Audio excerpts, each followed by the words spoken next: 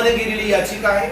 तुम्ही कुठेही बदलून गेलात, मुख्याधिकाऱ्यांना या निमित्तानं मी आपल्या माध्यमातून, पत्रकारांच्या माध्यमातून सांगू इच्छितो, आपण इथून बढतीवर जा, बदली जा, परंतु जर यदा कदाचित तिथली अतिक्रमणं जर काढायची राहिली तर वंचित बहुजन आघाडी आम्ही तुम्हाला सोडणार नाही, हा इशारा आम्ही बघतोय की सोनार पेठेमध्ये 12 मीटरचा रस्ता आहे. 12 मीटर म्हणजे 42 फुटाचा रस्ता आहे.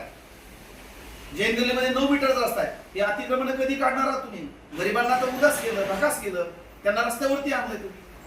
तुम्ही त्यांच्या बाबतीत तोच निर्णय का घेत नाही, तो न्याय का घेत नाही?